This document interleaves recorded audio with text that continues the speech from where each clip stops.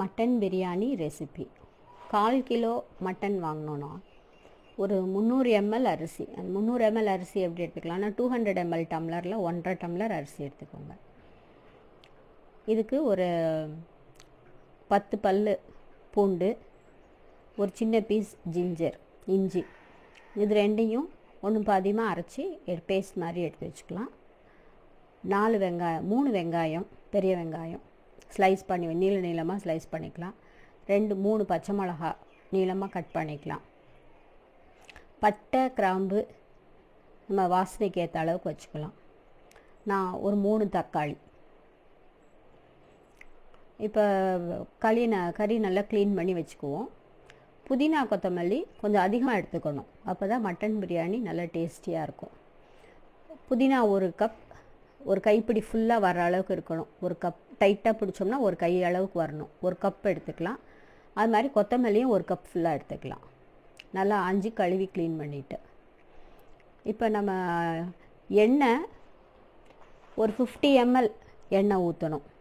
50 ml எண்ணெய் ஊற்றிட்டு கடலெண்ணெய் ஊற்றினா நல்லா வாசனையாக இருக்கும். பட்டை, கிராம்பு போட்டு நல்லா வதக்கணும். அது வதக்கிட்டதுக்கப்புறம் பட்டுன்னு வெடித்து வரணும். பட்டை, கிராம்பு வெடித்து வந்த உடனே நீளமாக நறுக்கி வச்சுருக்க வெங்காயத்தை அதில் போட்டு, வெங்காயமும் பச்சை மிளகாவும் போட்டு கொஞ்சம் ஒரு 3/4 அது நல்லா வதங்கி வரணும். லேசாக ப்ரௌனிஷாக மாறுற நேரம் இப்போ இஞ்சி பூண்டு பேஸ்ட் அதில் போட்டு நல்லா ட்ரையாக ஃப்ரை பண்ணணும். இது நல்லா எண்ணெய் தனியாக வரணும். அந்த மாதிரி ஃப்ரை பண்ணதுக்கப்புறம் இஞ்சி பூண்டு போட்டோன்னு அடி பிடிக்கும், அதனால் கிண்டிகிட்டே இருக்கணும் அந்த நேரம் மட்டும். நல்லா பண்ணிகிட்ருக்கிறப்ப இப்போ நம்ம தக்காளி கட் பண்ணி வச்சுருக்கிறத அதில் போடணும்.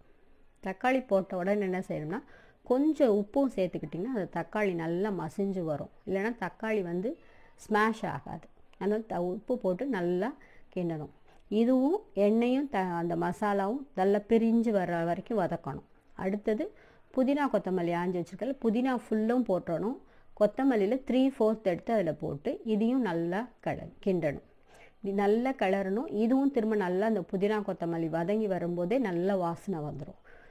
திரும்ப திரும்ப திரும்ப திரும்ப நல்லா கிண்டி விட்டுட்டே இருக்கணும். இப்போ இந்த கிளறி வரும்போது இப்போயும் ஆயில் தனியாக பிரிஞ்சு வரணும். அந்த இதில் இருந்தோம் அந்த எண்ணெய் தண்ணி சத்தெல்லாம் வற்றிட்டு எண்ணெய் பிரிஞ்சு வரைக்கும் நல்லா வதக்கினதுக்கப்புறம் இப்போ என்ன செய்கிறோன்னா மிளகாத்தூள் 1 ஸ்பூன், மல்லித்தூள் தேவைப்பட்டால் போடலாம், இல்லைன்னா ஒரு 1/2 ஸ்பூன் மட்டும் மல்லித்தூள் போட்டுக்கலாம்.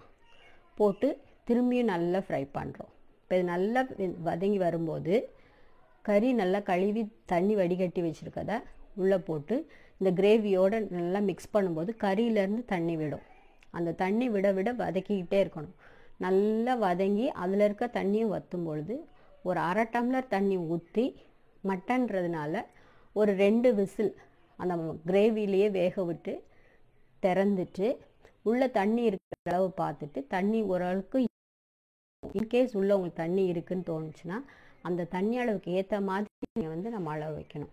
நம்ம சீரக சம்பா அரிசி வைக்கிறோம் அப்படின்னா 1க்கு 1.5 தண்ணி வச்சோன்னாலே போதும். பாஸ்மதி அரிசினாலும் 1க்கு 1.5 தண்ணி. நம்ம கொஞ்சமாக செய்கிறோன்றதுனால இப்போ 300 ml அரிசி தான் அப்படின்றதுனால 2 தண்ணியே வச்சிங்கன்னா சரியாக இருக்கும். நிறைய செய்கிறோம் அப்படின்னா கரெக்டாக 1.5 அளவு தண்ணி வச்சோம்னா போதும்.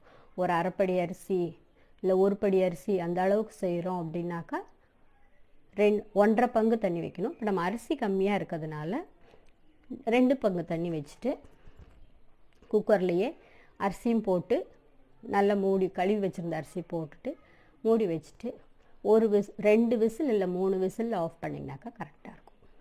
இறக்கி வச்சதுக்கப்புறம் ஒரு அரை எலுமிச்சம்பழத்தை, அரை இட வேணாம், அது சும்மா கொஞ்சம் ஸ்க்வீஸ் பண்ணி விட்டுட்டு நெய் கேஷ்யூ போட்டு தாளித்து விடலாம், இல்லை சும்மா கூட நெய் மேலாப்பில் ஊற்றி விட்டுட்டு சர்வ் பண்ணோம்னா நல்லா டேஸ்டியாக வாசனையாக இருக்கும்.